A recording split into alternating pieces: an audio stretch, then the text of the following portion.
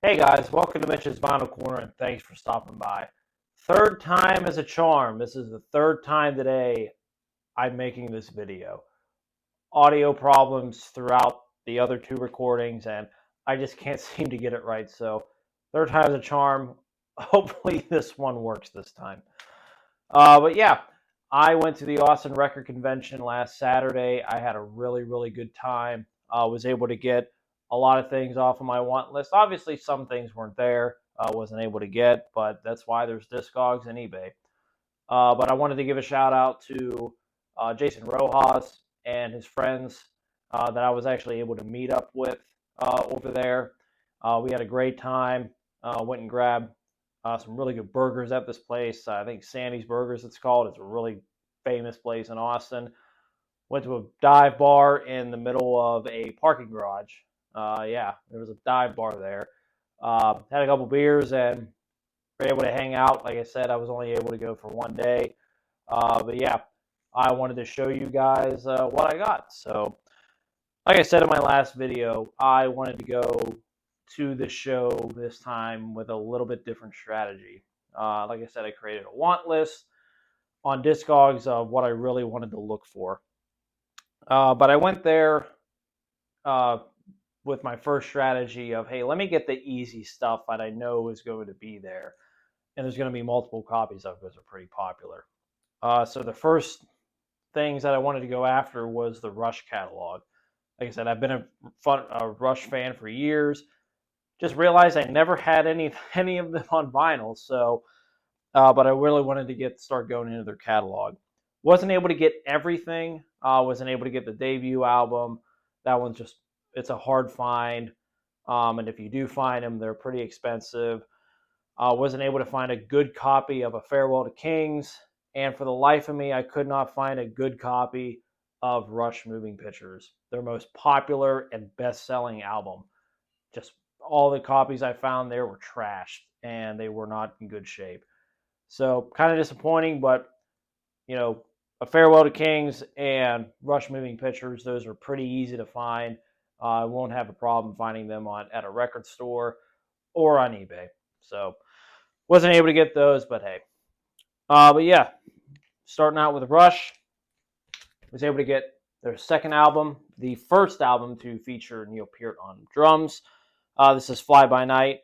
This is a 1983 Mercury reissue, U.S. pressing. Supposed to sound really good. And obviously the big one, Rush 2112, an original U.S. pressing. Pretty good shape. Yeah, happy to have this one too. Rush Hemispheres. Again, this one is actually only 2 songs, I believe, but they're a yeah, it was like Hemispheres, and then as first part is Prelude, then Apollo 3, then Armageddon, then Cygnus, and then the Sphere. So both sides were just one huge track. But again, classic album from Rush. Permanent Waves, obviously with Spirit of the Radio and Free Will, big radio hits on this one. Again, these were all in really good shape and really cheap. I mean, under $35. So that's pretty cheap. And then Signals. This is the one I was able to get. This and Grace Under Pressure, I think, were like the last great, peak era of Rush. I know, like going into the 80s and 90s, they had some hits or misses, but those ones are really hard to find on vinyl too. But yeah, I think this is like one of the last great Rush albums from that era. Wasn't able to get a good copy of Grace Under Pressure, though. Wasn't able to find that one. But yeah, so then I went after a couple single things that I really wanted to get off my list. The next one being Weezer, the Blue Album. This is the Mo-Fi version of this. Heard it's supposed to be really good. This was considered used. The guy I bought it from, he said he only played it once. I inspected it. It looked really clean. He gave me a big discount because on the bottom here, it's kind of split open. But to me, it didn't matter as long as the vinyl was okay. It's all that mattered to me. But picked this up for a really good price. Over the last couple of days, you can see I've been cleaning these, putting all of these in outer sleeves and also Hudson Hi-Fi inner sleeves, and all of these have been ran through my ultrasonic cleaner.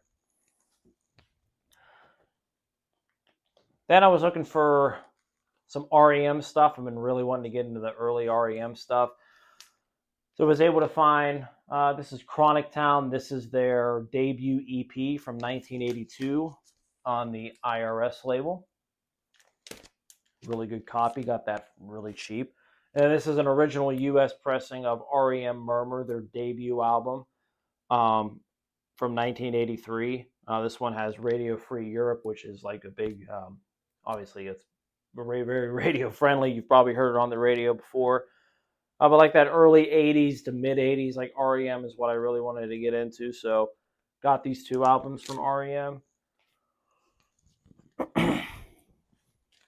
Also able to find a first Japanese pressing of the Pretenders' debut album, complete with the obi. It's got the inserts that are all in Japanese and English with the lyrics in them.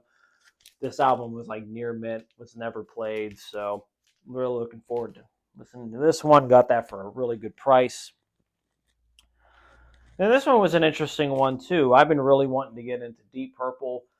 Obviously, I know their hits and everything, but I don't have anything on vinyl. But I really wanted to see, get a greatest hits compilation first before I delve into the rest of their catalog. But this one is Deep Purple Mark I and Mark II. Now, Mark I and Mark II refers to the eras of the bands because they had switched out personnel. So, like the early stuff, like Black Knight and Hush, I believe that's considered like the Mark I, and then the Mark II version where you got songs like Smoke on the Water, Child in Time, Woman from Tokyo, all that. So this has like really big hits. This was released, I think, in the early 70s, probably around 73, 74. It's actually only released in Europe. So I think this is a Dutch pressing, but it was like near mint. It's two discs actually, but it was like never played. So I got this for a really good price.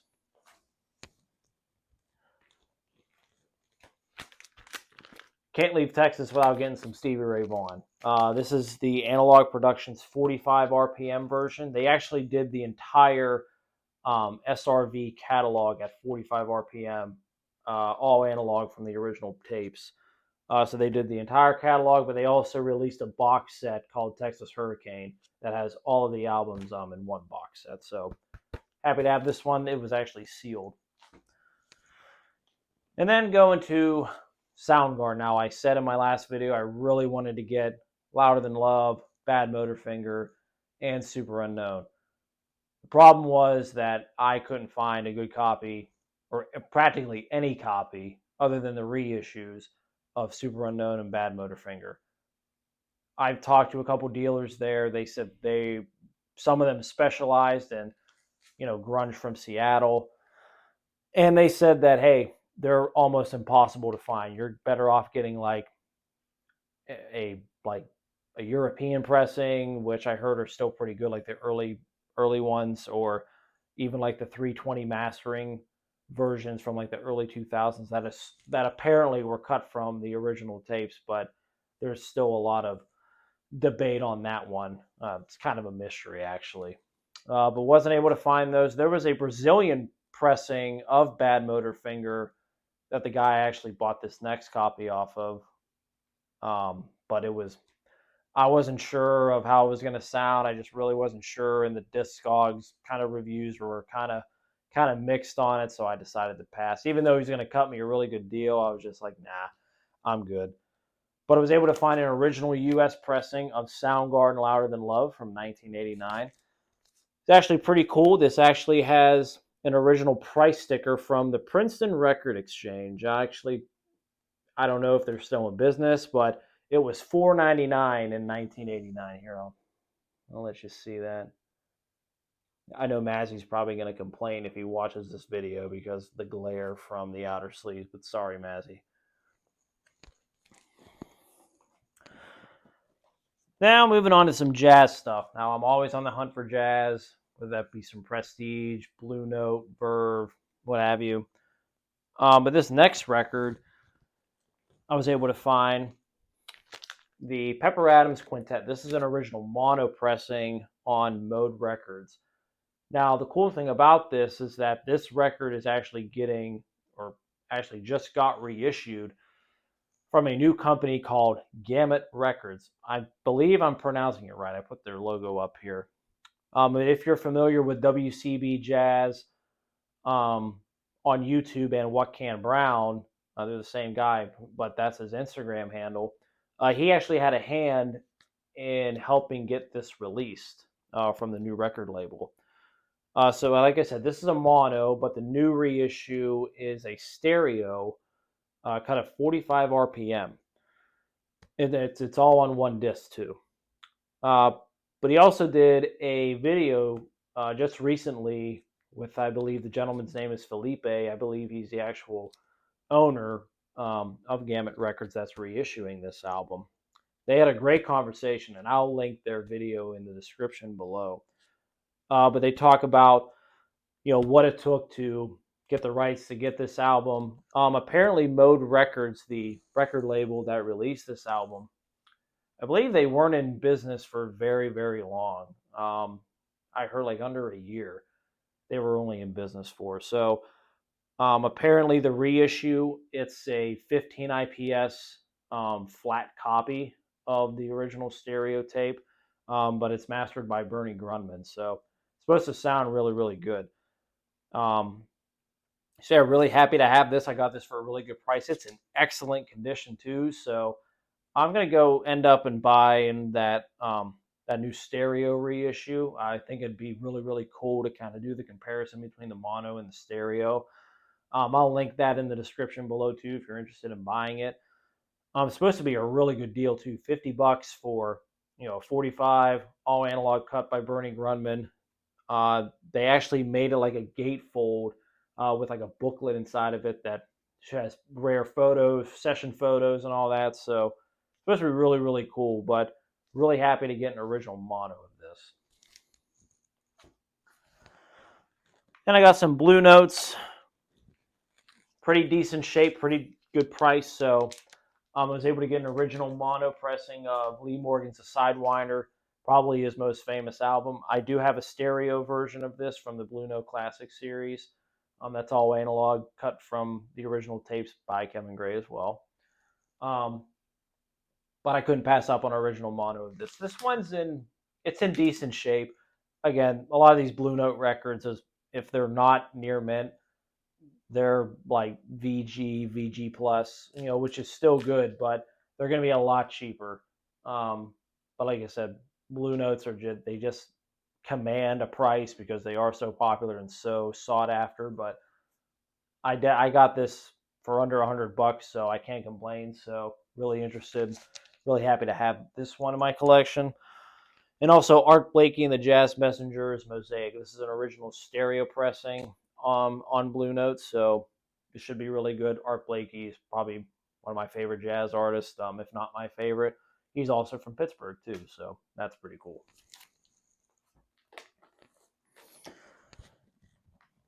Let's see. Also got another Blue Note. This is Sonny Rollins Volume 2. This is a 1966 Liberty reissue, whenever they went to Liberty Records, but still Blue Note.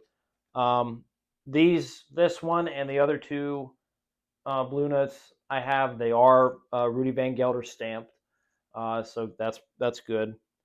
This is a mono pressing of this, so like I said, 1966. The guy that I bought this from, he actually had an original version of this on his wall that was like in near mint condition, and it was like $700. So, like I said, they just command a big price. So, so I stumbled upon this one, and I realized I don't have any Red Garland in my collection either. He's somebody I've been really wanting to get into. I know Analog Productions has redone a lot of his stuff, so we'll probably go after those here soon. But this is a live album, Red Garland at the Prelude on the Prestige label. Rudy Van Gelder stamped as well. He mastered this. This is an original mono pressing, but it's a live album. And from the reviews that I heard on this and the comments on Discogs were saying if you really like that kind of Bill Evans Sunday at the Village Vanguard or Waltz for Debbie kind of vibe to it, where you can hear subtle people talking in the back, and it's just a really kind of relaxing, kind of smooth out jazz kind of vibe. You'll love this record. So really happy to have this one too. And then I was talking to a guy. His name was Bob. Same name as my dad. Excuse me. I cut my grass earlier, so allergies are acting up. But it was near the end of the day on Saturday, and the show ends at 6. So a lot of dealers were packing their stuff up at like 5 o'clock. So I stumbled upon his table, was just looking through a few things, and he had these Analog Productions reissues that were sealed. This is Informal Jazz. This is a really, really well-known jazz album. The Elmo Hope Sextet, Donald Byrd, Hank Mobley, John Coltrane, Paul Chambers. I mean, just a killer lineup on the Prestige label. But this is the Analog Productions reissue of it. He had it sealed, and I'll just say it out loud. He had it for $200. And I was literally just looking at it. I was about to put it back down, and he came up to me and said, "Hey, what do I have that for?" And I said 200, and he's like, "How about 75?" Like, I didn't even say anything. I just think he was just trying to get rid of some of his stock, and I didn't even hesitate. I gave him my money. So got this for a killer deal. It was sealed. And I also got this one, Blowing In From Chicago on Blue Note, Cliff Jordan and John Gilmore with Horace Silver, Curly Russell, and Art Blakey. It's supposed to be a really, really good live album. This one was sealed as well, and he had it for like 90, and he gave it to me for like 40. Like, it was just insane. Like, I didn't even have to say anything. He was just coming off on the price, and I bought these. So really happy to have these. So Bob, if you're watching this, thank you for the discount, the deep discount. So now going into what I feel like was the creme de la creme of the trip, which was the Black Sabbath stuff. So like I said, was really wanting to get the Spaceship Vertigo ones because, you know, those were still on the Vertigo label. They were going to be a little bit cheaper than getting the original Vertigo swirls. But those were not at the show at all. I looked everywhere. However, there were original Vertigos. But before I get to that, I know I was saying that I didn't care to get Never Say Die or Technical Ecstasy because those last two Black Sabbath albums are just, they're really hit or miss. But I think out of the two, Never Say Die is the best one. But there was an original US pressing for like $25 in like near mint condition, like never played, so I had to buy it. So got that one. However, I did find two original UK Vertigos of Paranoid and Black Sabbath Volume 4 on that beautiful Vertigo swirl. I'd say VG plus condition for both of these. Really excited to have these. This will be a really interesting one because I'm going to compare it to the Rhino Hi-Fi version that I have and the WWA version that I have. If you watch my channel, I did a review in comparison on those two about a month or so. I mean, I'd say maybe like 2 months ago I did. But to have an original UK Vertigo now, I think that'll be a little bit different. So I'm really looking forward to comparing that one. And I got an original Vertigo UK of Black Sabbath Volume 4. So really happy to have these ones. Although I was not able to find a good copy, whether it be Vertigo, European, or US, of Sabbath Bloody Sabbath at all. I just don't know why I couldn't find it. But, you know, that's what eBay is for. So I sold a couple records earlier this week on eBay that I just recently shipped out to the customer. And I used that money to buy a German copy of Sabbath Bloody Sabbath on the Vertigo label. So that'll be here on probably Tuesday or Wednesday. So that should be very, very good to have too. So happy to have that soon to be in my collection. Excuse me. But then the last two I got, I think I got really, really good deals on. So I got a Dutch pressing of Black Sabbath Master of Reality. The guy I bought it from, he was a really good dealer. I dealt with him before. He gave me a really good deal on this. And like I said, this is a Dutch pressing on the Vertigo label from the same year. I believe this was 71, I think this album came out. So this is a 71 Dutch pressing. But yeah, happy to have this one because now I get to compare it to the US version of Master of Reality, which this one came actually with 2 posters, which is really cool. So 2 original posters. I don't know if the guy realized that the 2 posters were in there, but he gave this to me for a really good price that I couldn't walk away from. And to top it all off, it is a beautiful white label promo version of this. So it'll be really interesting to compare these two for a shootout. So yeah, minus some of the ones I wasn't able to find just because they weren't there. Overall, a really, really good show. Had a really good time. It was fun meeting a lot of the dealers again that I knew from the last show that just remembered me. Again, shout out to Jason Rojas too. Thanks for hanging out. It was a great time, and it was also fun being on your podcast and on your live stream, and I hope to be able to do it again. But yeah, that was my trip to the Austinb Record Convention, and now after about a week of work and cleaning all these, now I get to relax and start listening to them. So with that, thank you all for stopping by. I'll see you all next time.